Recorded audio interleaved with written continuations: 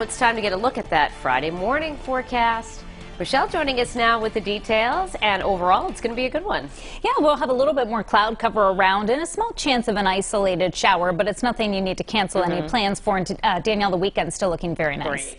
Let's take a look right now in East Providence. Not a bad way to start the morning here in the East Bay, looking up towards the capital city, and see some of those clouds up to the north of us. And even in some communities, we've had a little bit of fog. Clearly not an issue in Narragansett, where you have just fine visibility, just a little sun glare. But if you're traveling up towards North Smithfield, Willimantic, both of those locations with some patchy, dense fog. And we've had variable visibility in Westerly and on Block Island. So a little bit of fog in some locations, short-lived as you head out there this morning. We're going to keep our threat tracker in the green despite that isolated shower threat. We're not expecting any severe weather or thunderstorms in the weekend.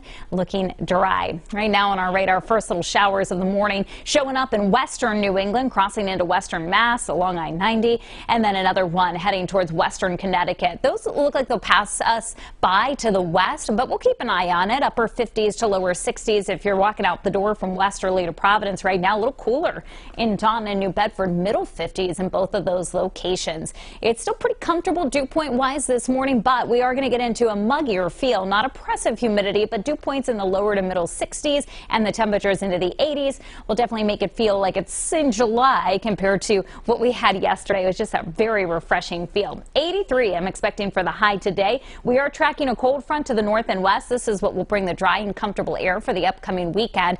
As that front shifts southward, our rain chances going up, but again, very isolated activity, mostly north and west of Providence. So 9 o'clock this morning, mix of sun and clouds through the commute, upper 60s to lower 70s. More in the way of cloud cover this afternoon. This is at 2, about 80 in Providence, lower 80s Smithfield and Taunton. And there's that isolated shower activity. Notice it has a tough time making it south and east of Providence. So coastline expected to stay dry. Still close to 80 degrees at 6 o'clock in the evening in Providence and Smithfield, lower to middle 70s along the coast. And then at 11 o'clock at night, upper 60s to low 70s, warm and humid in the night with lows falling into the lower to middle 60s. 7 o'clock tomorrow morning.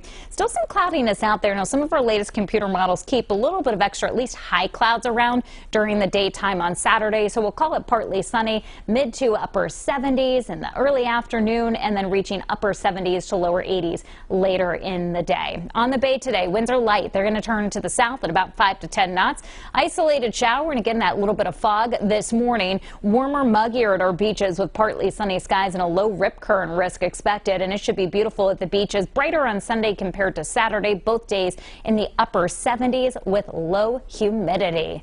That humidity will stay comfortable on Monday, but getting back to more sultry air for the middle of next week, Tuesday, Wednesday, and Thursday, looking at warm temperatures, high humidity, and the threat of an isolated thunderstorm.